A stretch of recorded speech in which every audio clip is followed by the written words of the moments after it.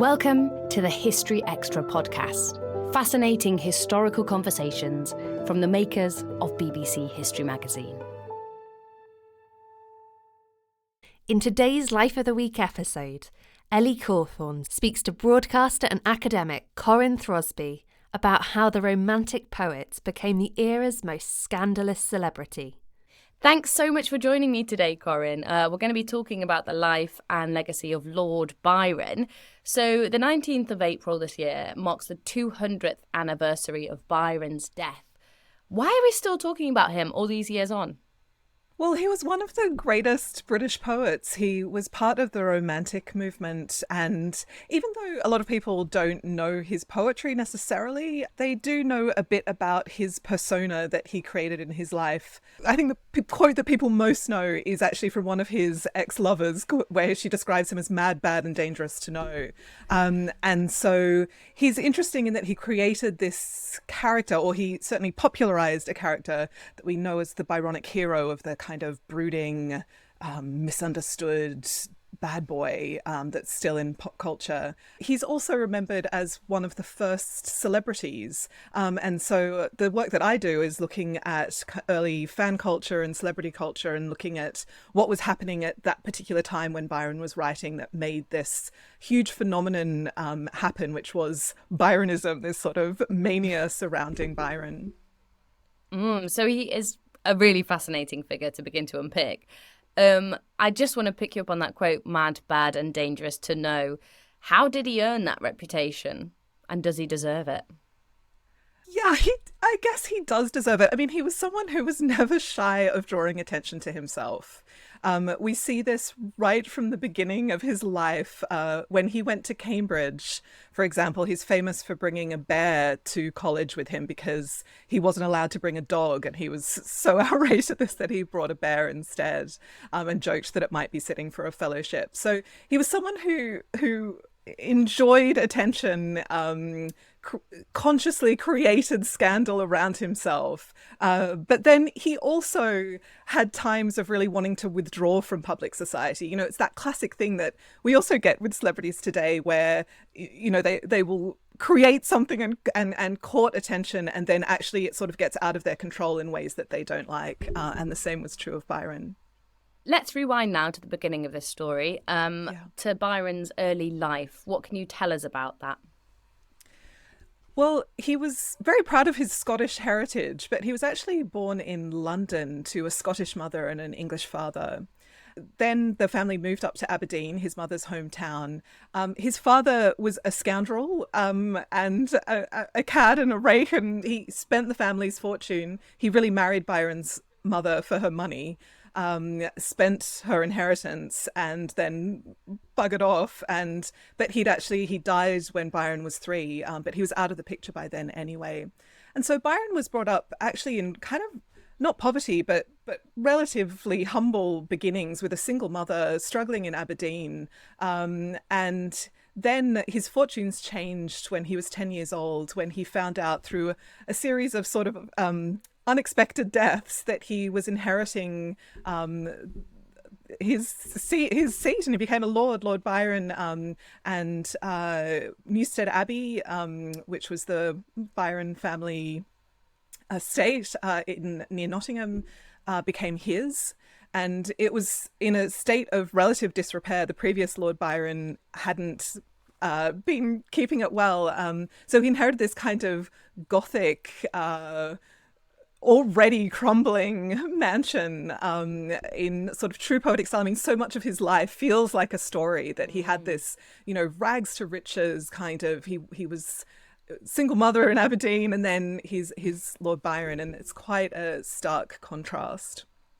All of this, as you say, probably added a bit to his mystique and the myth of Lord Byron. He then went on to Harrow and Cambridge. Obviously, he went on to be a great distinguished poet, but did he distinguish himself as a scholar while he was there? He did almost nothing in Cambridge. I mean, he really wasn't a distinguished scholar at all. In those days, noblemen didn't actually have to attend any lectures or classes, so he did basically nothing. But Cambridge was a great place for him to meet friends. It really became a place where he met like-minded people, and several of his friends from that time were friends for life, including a guy called John Cam Hobhouse, who went on to be a Whig MP, who was, one of his sort of greatest friends. So he had a fantastic time in Cambridge and started to enjoy some of the excesses that became associated with him throughout his life. There was lots of partying. He famously fell in love with a chorister, a male chorister. And so this was also a time when he was exploring sexuality in a different way. And it was a very kind of formative time for him, and one that he always looked back on as being a really golden era in his life. And that question of Byron's sexuality and romantic liaisons is one that I definitely want to return to in a little bit.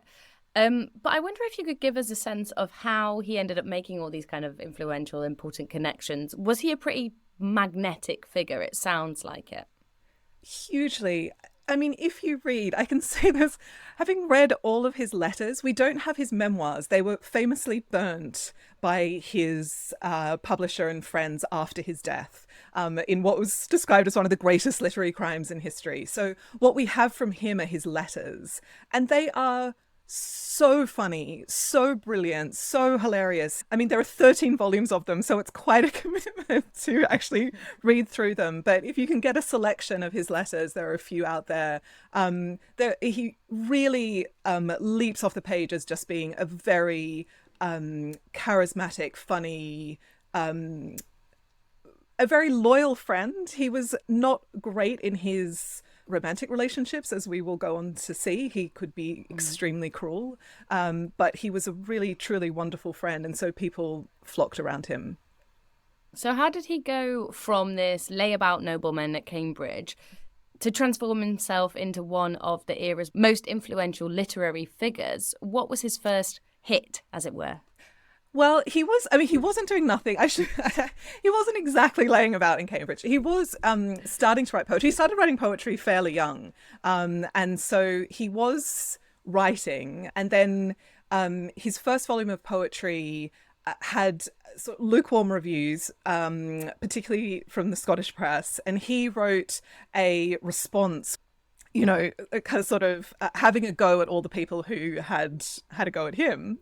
And that got quite a lot of attention. But the first poem that made him famous actually came a little bit later, after he'd taken what we might describe as a gap year now, but was then known as the Grand Tour, which was the trip that lots of young noblemen took to better their education, to see great art and antiquities. Usually they went through France and Italy, or that was the focus. Byron went further east, all the way to Albania. And during that time, he wrote a poem called Childe Harold's Pilgrimage. When he returned, he sort of wrote up these travels. And and that was the poem that he says, I awoke to find myself famous. It really felt like overnight success for him, that the poem was a huge hit. Well, can you tell us about Childe Harold's Pilgrimage? Why was it such a hit? It's, funnily enough, for a modern reader, it's not the easiest read. There's a lot of description of countryside. But if you imagine British readers at the time, who by far, the most of whom had not been to the continent, had certainly not been to the east, to Turkey and to Albania. So he was feeding an appetite for travel literature as much as anything else, and wanting to know about places abroad. But more than that, he created this figure of Childe Harold, which many took as a thinly veiled description of himself as this brooding, misunderstood, dark nobleman. And people really responded to this character, and this was the character that he would then go on to recreate in his next poems. He was onto a good thing with this character, and he sort of repurposed it in various ways through his next poems, which are known as the Turkish Tales, where again we see this sort of dark, misunderstood, brooding nobleman, has a great true love and sort of loves deeply, but is scorned by society. Well, he clearly hit a nerve touched on something that culture was really after at a certain time. I wonder if you could give us a bit of a broader view of what was going on in terms of culture and literature at the time and where Byron sits in that. When we think about why Byron became so famous and why his work was so popular, there are a few things going on. First of all, there were changes in the way the printing industry was working, that it really wasn't that long before Byron that people were reading hand-printed books by authors that they very possibly knew personally. There was a very small number of readers. During Byron's lifetime, the numbers of readers exploded due to mass literacy, but more importantly, the amount of printed matter grew exponentially due to mechanized printing. So there was all of a sudden this huge amount of literature to read, and the ability to mass produce literature and reach a far wider audience. So there's just this fact that Byron was being read by more people than ever before. And in that context, he was able to create a sense for readers that felt very personal. So they were in this kind of depersonalized marketplace now with like all of these, authors that they didn't know. And Byron was able in his poetry with these sort of little asides to the reader and little nods to them that made them feel that they knew him personally. And this thing of giving some of himself away. He was one of the first authors to use his own portrait as a frontispiece for his work. So people were able to kind of see the description of the character, look at the picture of him, make that association. And so there was this real feeling amongst his readers that he was speaking directly to them. And that was very appealing. Yeah, I think this connection between his persona on the one hand and his work on the other is really interesting. Do you think people would have been so interested in his poetry if it wasn't him that had created it? Does his work stand on its own 2 feet, if it wasn't by Byron? That's a great question. I mean, I think a lot of it does stand on its own. He was a really fantastic writer. But it's impossible to separate them now, that it was so part of his creation of self and character that the two were so blurred. And his sort of performance, particularly in his years of fame when he lived in London, it's really hard to separate the two. And I think that when we think about sort of the burgeoning celebrity culture, that association was really interesting, that conflation that people had where they felt that reading his poetry offered access to his personal thoughts. So as you say, Byron himself basically described Childe Harold as transforming him into a celebrity overnight. Can you talk a bit about his experience as a celebrity, especially back in England? How was he seen by society? Yeah, well, I mean, there are famous reports of, women shielding their daughters' eyes as he walked past because just looking on him would make them faint. There was this thing that his wife later termed Byromania, where people couldn't get enough of him, but that he was also seen as dangerous. And, his poetry was sort of risque in a lot of ways and seen as being certainly not reading material for women. And he capitalized on that, and he had lots of very public affairs, including the famous one with Lady Caroline Lamb, who was then married to Lord Melbourne, who would become Prime Minister. And she was also into kind of performance. And so there were lots of, very public scenes between the two of them where she would, cut herself to get his attention. And also private scenes, she sent him some of her bloodied pubic hair in the mail. It was all very, very dramatic and a little bit gothic and stagey. I think there's a sense that they really did love each other in the beginning, but it was a very short affair that didn't really mean that much, certainly not to Byron, but has become, because of all of the sort of letters and myth surrounding it, has become much bigger in the imagination. I wonder if you could tell us a bit more about some of Byron's other affairs. Obviously, having affairs with married women was pretty out there at the time, or publicly doing so. Or was it? Yeah, yes. I mean, yes and no. I think that actually in the aristocracy at that time it happened, but I think it was about sort of doing it in a way that didn't draw attention to it, that it was happening a lot. That there was sort of, in a lot of marriages, there was this assumption that there would be affairs, but that the idea was that you should keep them discreet. So that Byron didn't do that was definitely scandalous. He was also in a relationship with his half sister. We don't know for sure, but we're pretty sure that that relationship was sexual. He joked that when he went to visit one of his half sister's children, he was checking to see if she looked like an ape, because that was the theory at the time, that children of incest would look like monkeys. So there are enough hints that the relationship was sexual that we pretty sure that it was, and certainly his wife thought it was. And so I mean that's about as scandalous as you can get, really. There were definitely whisperings about it, and yeah, it was for sure taboo then. But even more perhaps was that he had potentially had relationships with men, that then, homosexuality was seen as not an identity but an act, the act of sodomy, which was a capital crime.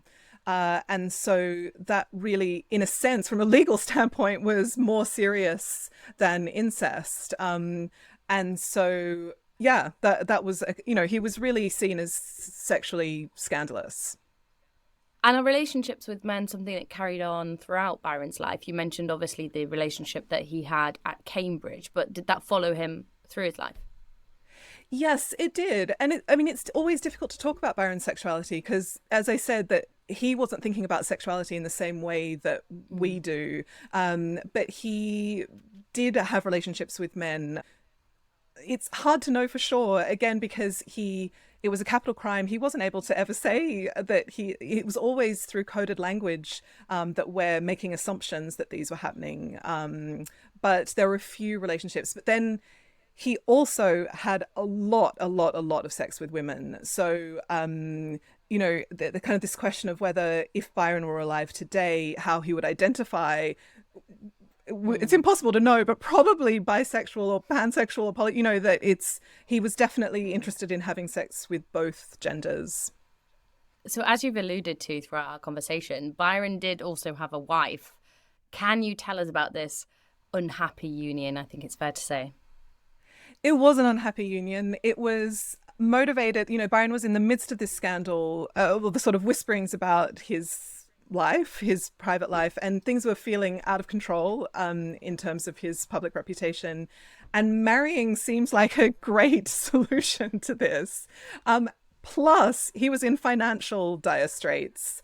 And the woman that he married, Annabella Milbank, was an heiress who came with a handsome dowry, and she had quite elderly parents. Her dad was in his 60s, so there was a sense that she might be inheriting soon. And she was the niece of a very close friend and confidant of Byron's, and she came at a time when he needed a lifeline in various ways, and she seemed to fulfill that. And they had quite a lengthy correspondence that was really rather lovely, and had an intellectual connection. She's gone down in history, I think, in quite a sexist way, as being kind of boring and a bit prudish. And she obviously wasn't right for Byron, but she was a completely brilliant woman who went on to be into prison reform, education reform. She was an abolitionist. She was very clever, engaged, politically active, fascinating person. And she was also very into maths. Byron called her the princess of parallelograms. And so they've been presented in this dichotomy. There's the bad boy, good girl. She was sort of she's a do-gooder throughout her life. And it's very tempting to sort of see them as these polar opposites. He's artistic and tempestuous, and she's cold and mathematical. And they got married. It was a disaster right from the beginning. The whole relationship has, again, been the subject of so much speculation and conjecture that it's hard to really know we can't know what happened. But for whatever reason, it completely broke down almost immediately. Byron regretted, I guess, and then in that year that they were married, really seemed to have almost a nervous breakdown. That was certainly Lady Byron's take on it. And he was having affairs and fits of rage, and it was a very, very unhappy marriage, intermingled with some quite lovely moments where, you know, if it was all a total disaster, it would somehow make more sense. But actually, a lot of their letters from that time are really rather sweet and beautiful. And they clearly did have a physical connection and, you know, sort of loved each other. But in the end, Byron's histrionics got too much, and she filed for separation. And they were separated. I think it was just over a year that they were married before they were legally separated. And they did have a daughter together, Ada Lovelace, known as a pioneering mind in computing. That's where people might recognise that name from. Did Byron and his daughter have any kind of relationship? They didn't, in the sense that he left the country forever when she was 3 months old. So they never saw each other again after her very, very young infancy. He thought about her a lot. He wrote about her. So it wasn't like she was out of his mind at all. But unfortunately, they didn't get to spend any time together after that. So he left the country forever. I wonder if you could tell us a bit more about his life on the continent. Yes, so he moves to Europe. He starts first in Switzerland. He takes a house on Lake Geneva. And this is quite a famous house, quite a famous period in his life, where he is visited by Percy Bysshe Shelley, another famous romantic poet, and his then girlfriend, soon-to-be wife, Mary Shelley.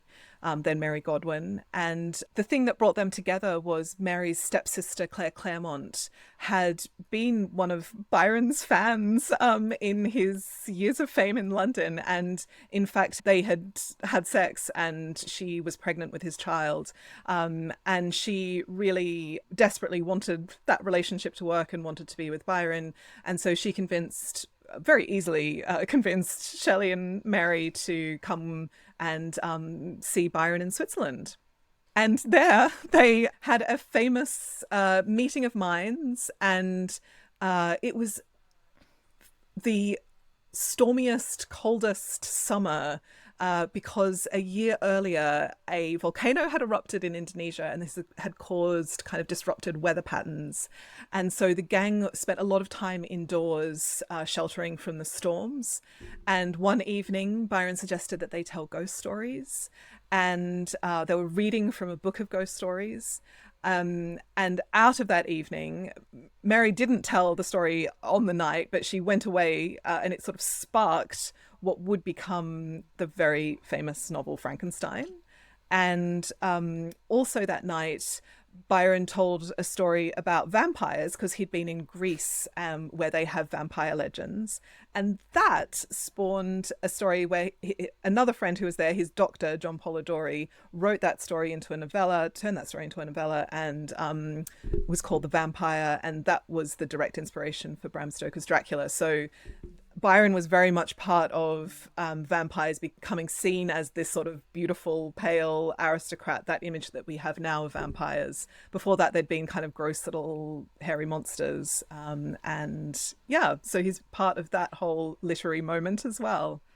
Yeah, it's such an amazing moment to be part of, this axis basically between Romanticism and the Gothic. As you say, we have vampires and Frankenstein emerging out of it, and of course the Byronic hero.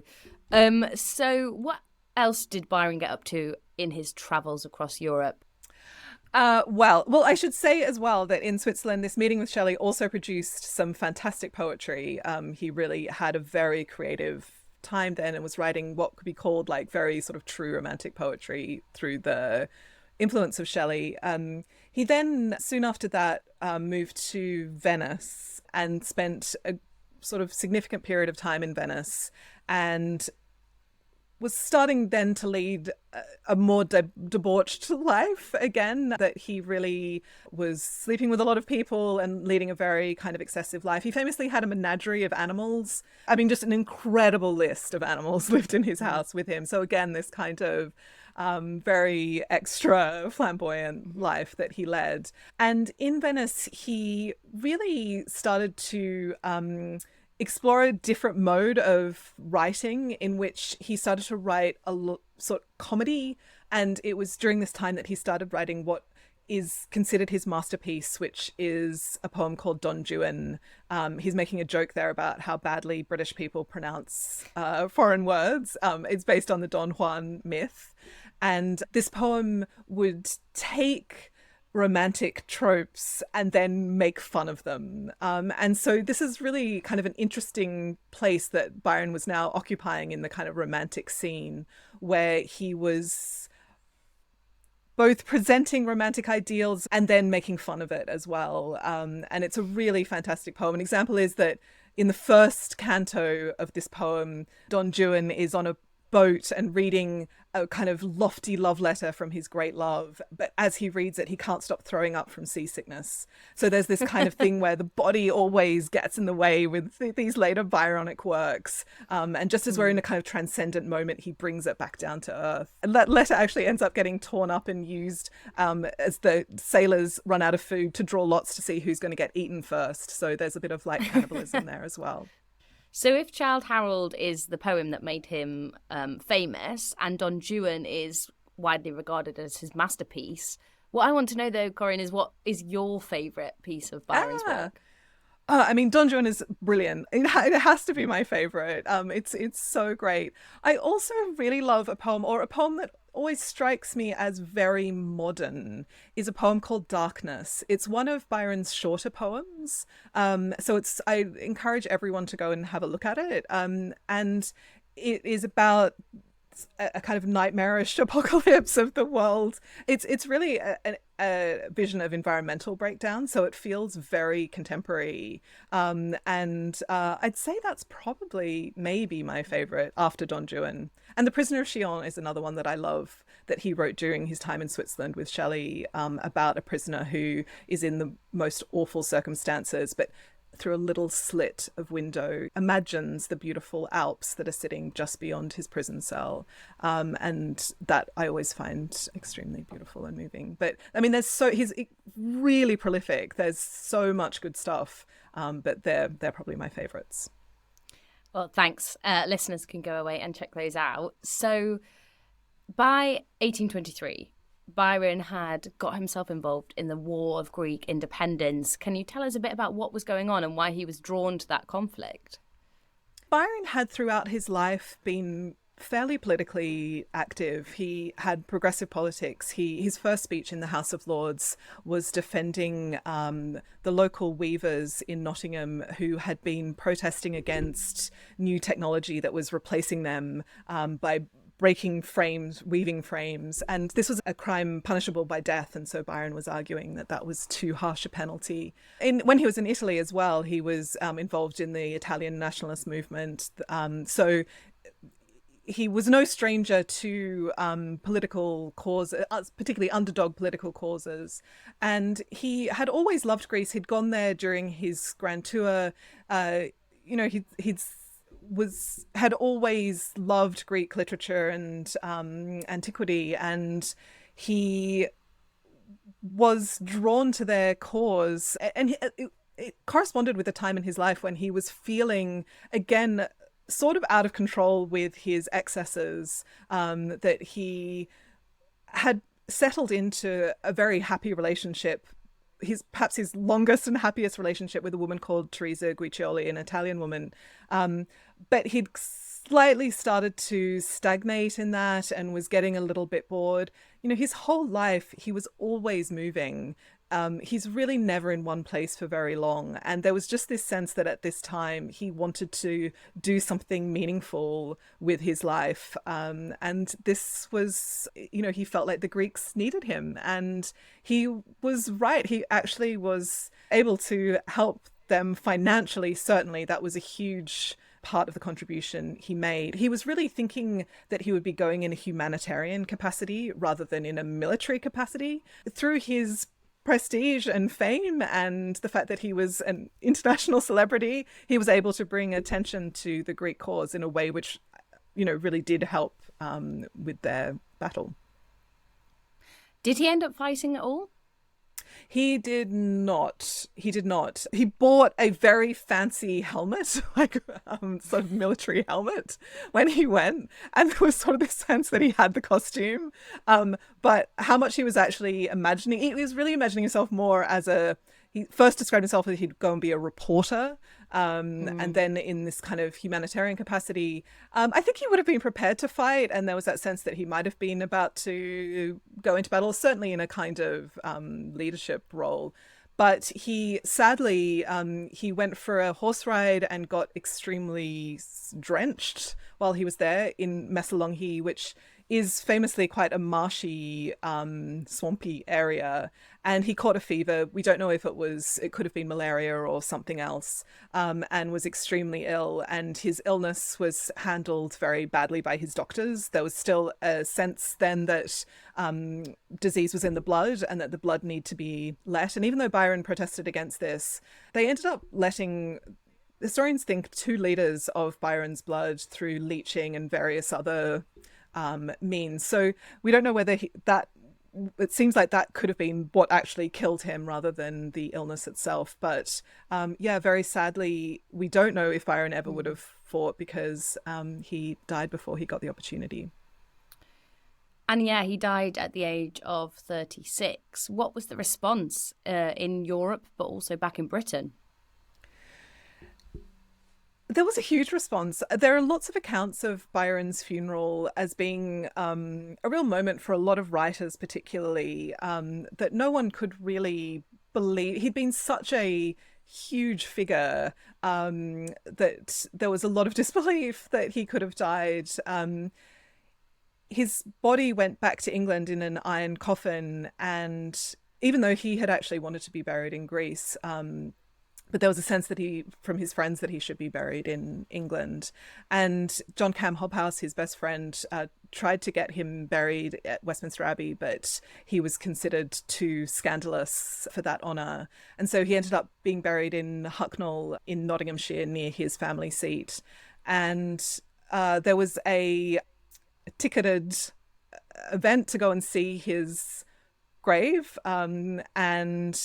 before he was interred. And really at that point in his career, Don Juan had been a massive hit with sort of general readers.